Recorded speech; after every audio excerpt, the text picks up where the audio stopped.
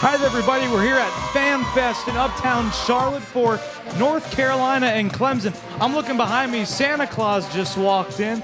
We've got tons of fans. Bojangles has put me in a giant snow globe. We've got kicking challenges over here. Hot chocolate over there. It's a great time. We've got the bands out tonight. Clemson and North Carolina cheerleaders are here in Uptown Charlotte for North Carolina and Clemson, the ACC championship game. Get all your updates right here on ADSN. Well, as you can see, the party's already started in Romare Bearden Park. Lots of fun over there, fans getting out, tailgating, partying. But the game is here at Bank of America Stadium. Welcome to Bank of America Stadium for the 2022 ACC championship game. Carolina Tar Heels versus the Clemson Tigers. It's going to be a barn burner tonight, but the biggest decision of the week was Dabo Swinney's decision to stick with DJ Uiagalelei. Yeah, absolutely. Maybe fans question the decision to start DJ again after having an 8 of 29 stat line last week in South Carolina. So last time they lost to South Carolina, Steve Spurrier was the head coach. So it's not a custom for Clemson to be losing to the Gamecocks in case of last week. Yeah, 8 of 29. 91 yards passing, a touchdown interception. It's not the stat line Clemson fans want to see. Dabo's going to give his quarterback another chance tonight in one of the biggest games of his career. Well, it won't be easy for DJ. He'll have a lot of work, but on the other sideline, we've got Mack Brown and his secret weapon with Drake May. Let's hear from Drake on his thoughts about this game this week. It's a huge opportunity. We've been looking. This is what this season was about, getting the ACC championship, and chances where we're going to play Clemson ended up being like that. So, we're all excited, and it's a game of football you want to play in.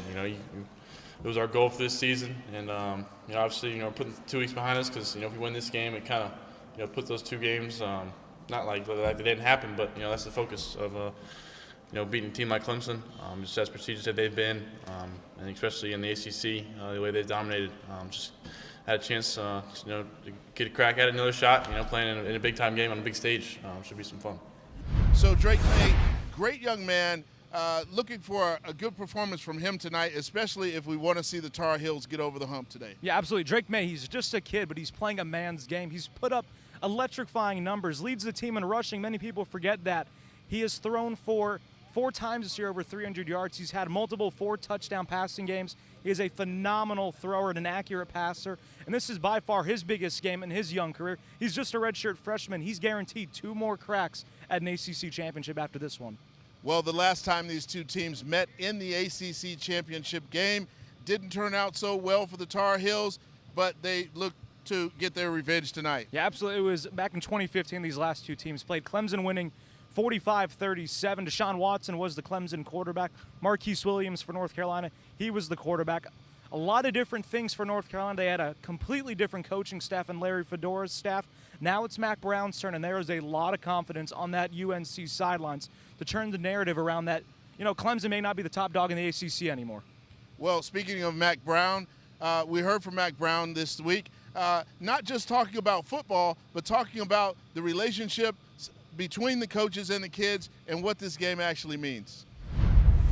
It's the same. You look at these young people and they want to win so badly. And I just love college football players. We've got finals this week. I was talking to Drake on Monday, and he said, "Yeah, Coach, I got 5 finals this week, or five papers I got to write." So they're amazing how hard they work. Most people are on break or doing their finals, and these guys are practicing in the morning, lifting weights in the afternoon, and still taking their finals. So I really think to have a chance to do something that hadn't been done in 42 years is really, really special. At Texas, we hadn't won a national championship in 35 years, and that was really, really special. But you just want your guys to be successful. You want your guys to be happy. And what I've told them is everybody's picking Clemson to win. Everybody knows Clemson's got the best team in the ACC, and they've had that just about every year. What I want your best. I want you to give me everything you've got for 60 minutes because you're going to remember this game for the rest of your life. And that's all I can ask you to do. So a great career for Mack Brown, 33 years in doing this. They couldn't ask for a better captain today. No, he's looked better than ever, Mack Brown. He retired for a while after his stint at Texas, came back to where he really became a name in college football, and he has been amazing. They went to an Orange Bowl 2 years ago, trying to do the same thing again tonight, but he is really juiced up along with his team in this ACC championship contest.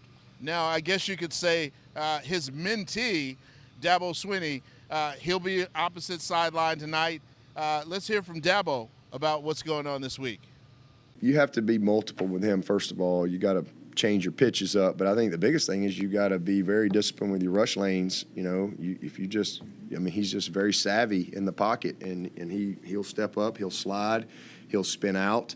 You've seen him do all those things on tape. He is a very good thrower on the run. He made some throws going to his left, turning back, throwing across, same thing to the right. He's a very creative player, and he's a very confident and poised player. He's just very poised. So you got to try to keep him in the pocket the best you can. And so the number one thing you got to do is you got to win your matchup up front, but you got to have good rush lane integrity. And then you've got to be able to, if he especially if you're playing some man coverage, because he recognizes those things, and he will find a lane on. I mean, he's their leading rusher. So he'll find a lane on you in a heartbeat and make you pay. So, and when you're playing zone, you've got to really do a good job with your eyes and getting to him if he does break contain somehow. So easier said than done. That's why he's a great player. Well, as Dabo said, containing Drake May, their number one priority tonight, because that is the guy who can ruin things for them if he has a great night tonight. Absolutely. He's one of those rare players, Drake May, where he can single-handedly ruin an opposing team's night. Not a lot of players in college football you can really say that about, Kevin. Now, everything goes through the O-line. Those guys are the gatekeepers in any football game, especially here tonight. They are trying to protect two quarterbacks, one who has struggled, one who likes to beat you in a lot of different types of ways, but necessary nonetheless. So Jordan McFadden, left tackle, he'll anchor the Clemson. Yeah, Clemson, first team All-ACC this year, was third team All-ACC last year. Won the Jacobs Blocking Award. That's given out to the best blocking lineman in all the ACC. He's a proven winner. He really wants to cap off his last ACC championship game with a big win tonight. And that run game's got to go through him on that left side. Well, as of late, they have struggled in the passing game, but they do have some good options at receiver. Yeah, absolutely. Antonio Williams, just a freshman. This kid was playing high school ball a year ago.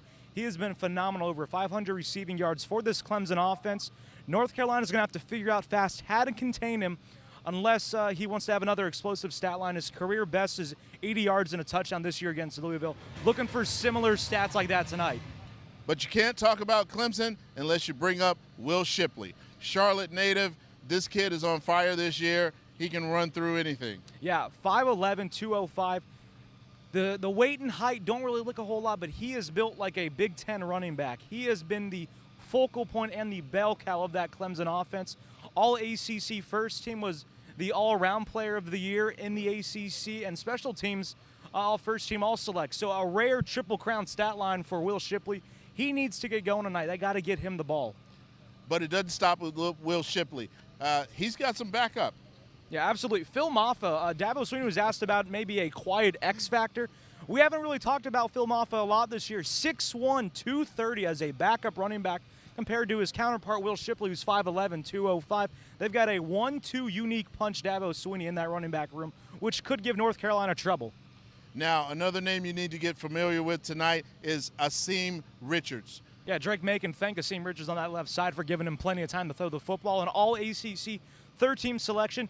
Has the option to go pro next year. He is a senior, of course. Everyone has that COVID waiver, but he has been phenomenal for that left side of the North Carolina offensive line. Now, Drake May has been known to scramble around and use his feet to beat you, but he does have options at wide receiver. Yeah, these North Carolina wide receivers, some of the best in all of college football. It starts with Josh Downs, nearly 1,000 receiving yards on this season. He still has time left at North Carolina to win maybe another ACC championship or two. He has been phenomenal. And then his counterpart, Antonio Green, slowly creeping up on 800 yards himself. those two are going to be the make or break if Drake and May wants to have a complete game tonight.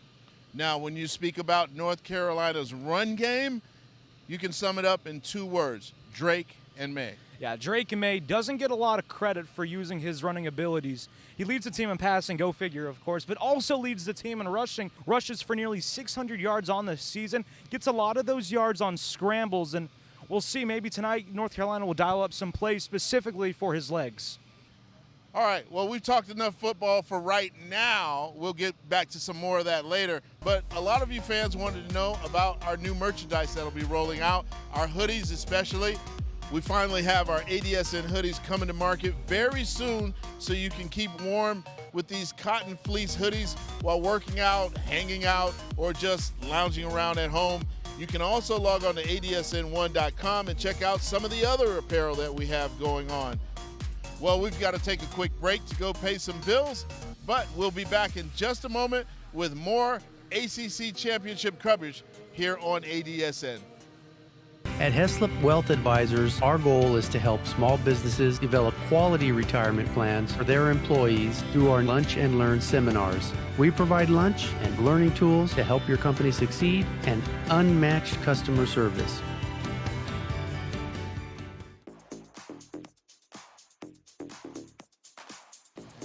So much going on here in Charlotte, not just the ACC championship, but the Winter Wonderland over at Truist Field.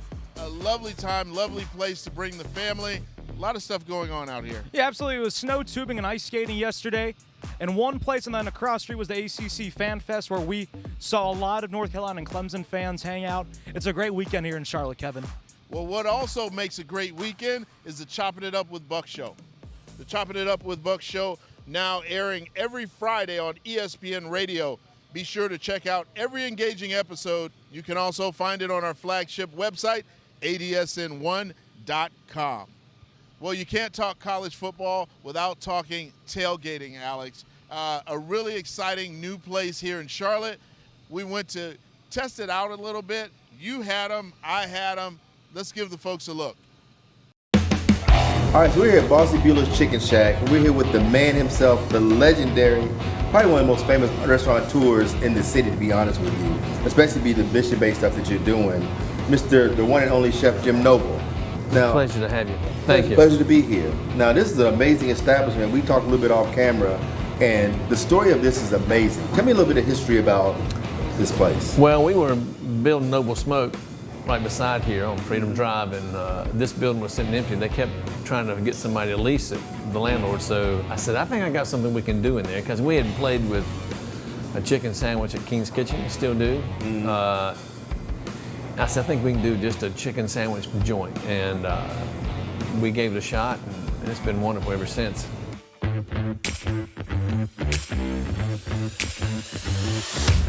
My great aunt Beulah, we called her Bossy Butte. She was about 80 pounds soaking wet. She wouldn't hurt a fly, but she would boss you around a little bit when she babysat for us. Now, she was my great aunt. She was my grandfather's sister, and she stayed with us over the weekends when my parents would go out of town. And on Sundays after church, we'd say, Butte, you fry some chicken? Because we loved to fry chicken. I love some fried chicken. So if I had one meal left, I'd probably eat fried chicken. But she would do fried chicken for us, and she'd make a pan gravy, not put the chicken back in it, but it would go on the rice and the green beans that she'd cook. But when we opened King's Kitchen, we did Aunt Butte's pan fried chicken. And then we did this, we said we're gonna do this Bossy Bueller's Chicken Shack.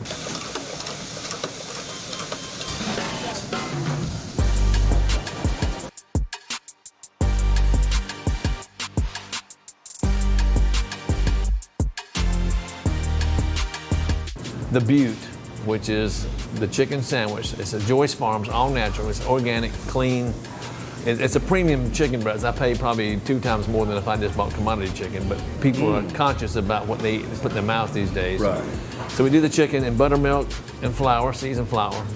We deep fry it in a pressure fryer, and then we put it on a homemade bun that we make at our bakery with Duke's mayonnaise and homemade pickles. Simple, but it really is about the best chicken sandwich I've ever put in my life. And I'm critical of myself and what we eat here, but it is a great sandwich. We also do hot chicken thigh. We do wings, And one of the biggest things we sell is a chicken bossy bites, big chunks of chicken breast, just same method, buttermilk, flour, and just serve on the side. A lot of people get that with a salad. So. Hungry for the road all my life. We love bosses. A little taste of home. You have a very specific menu. It's not cluttered with a bunch of things. Like you have a few things that you do. What was the purpose of doing that versus having a bunch of different meats and a lot of Keep it simple. We focus on one thing, fried chicken. We also have the salad. Whenever my wife and I would go eat chicken sandwiches at Chick-fil-A, she'd always get the salad and nuggets. She didn't want the bread, and I understand that. So we do, because of my wife, we do the salad, and then we do the bites. But the bossy bites took off. I mean, people love them, and we sell a ton of them. So, and the fries, we cut the fries. We do a French method where we fry them twice.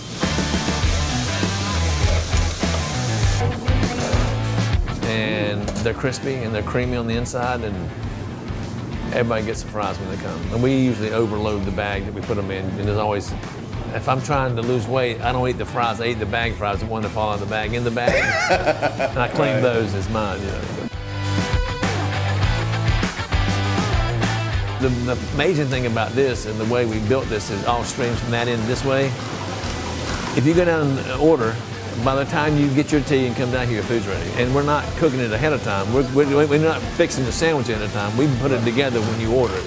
Right. And even on third-party deliveries, you know, like Uber Eats or something. And if we have chicken left over at the end of the night, we save it and take it to the Dream Center, where we do a lot of outreach feeding for folks overlooked and ignored in our communities and folks that are down and out. We call ourselves Noble's Food and Pursuits. Mm-hmm. And for the longest time, we had the restaurants and we had the ministry going on, but we finally everybody knew it, so we just kind of branded ourselves as Food and Pursuits. And our vision at Noble Food and Pursuits is to be among the best restaurant groups in the Southeast, known for two things. One, a great place to work, and the second thing, to be a great place to work and also give back to the community. Right. During COVID, we were able to feed probably 170,000 meals over 12 months when the restaurant shut down, but I kept my staff working. We would put meals together and take them out to communities where we go out to on Saturdays on Adopt a Block and serve them, and they were fully funded by our community, who's quite benevolent about helping reach out. Now, I've been tempted by these fries you're talking about, and I'm looking at this sandwich, I'm just like, oh my goodness. Diet, say bye-bye. So I'm gonna try one of these preparations. No keto today.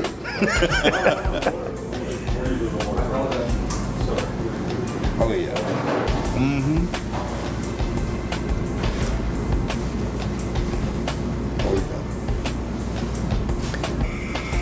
What I love about this, I can see this like at a tailgate. I can see a lot of this be a tailgate, easy to carry food. Yep. Especially the wings. I just had the wings in.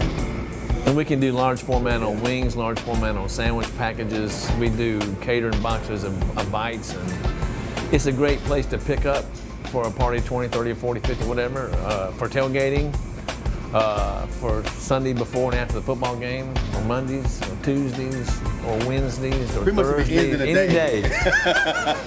If you're in town for the game, for the ACC tournament this weekend, you need to come by Bossy's. And then sneak up and have a little barbecue up the top of the hill. There you go. It's like Thanksgiving all over again. I'm restuffed. Thank you very much. Absolutely. Pleasure to have you. Thanks for coming. All my gains gone. And I'm happy about it. That's right.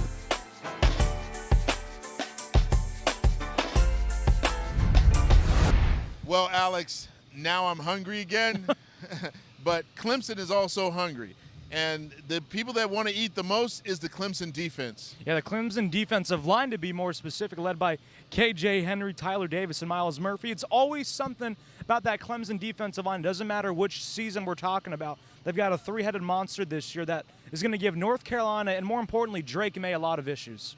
And on the other side, obviously, they got the North Carolina defense. They're pretty stout as well. They'll be looking to get a jump on these Tigers. Yeah, love the name Storm Duck. Get to know his name, folks, on North Carolina. One of the best DBs in the ACC. Will try and pick off and make DJ Uiagalelei pretty uncomfortable in that secondary tonight, should he take any shots deep.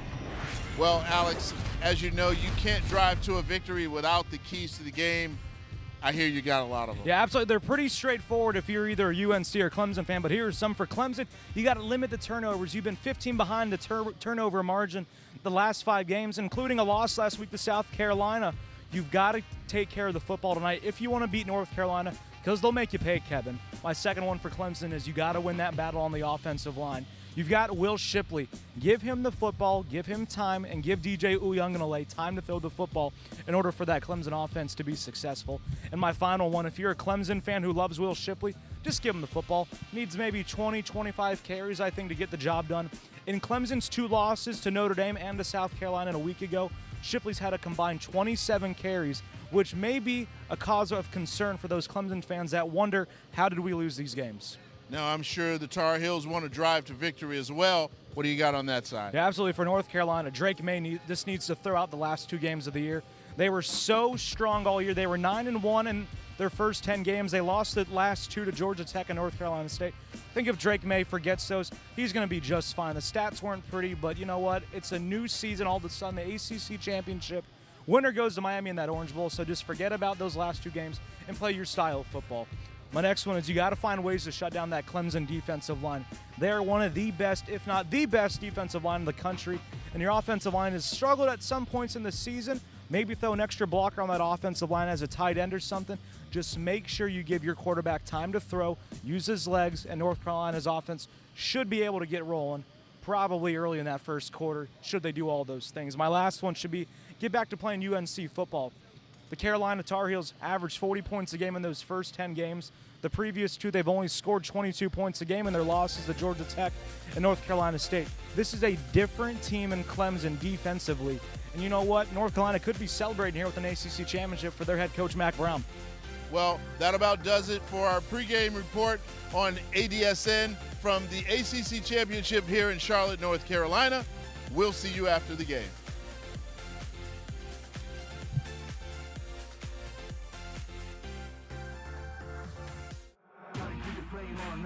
I'ma keep it going till there ain't none left. Going till there ain't none, keep the flame on max. I'ma keep it going till there ain't none left. Going till there ain't none, keep the flame on max.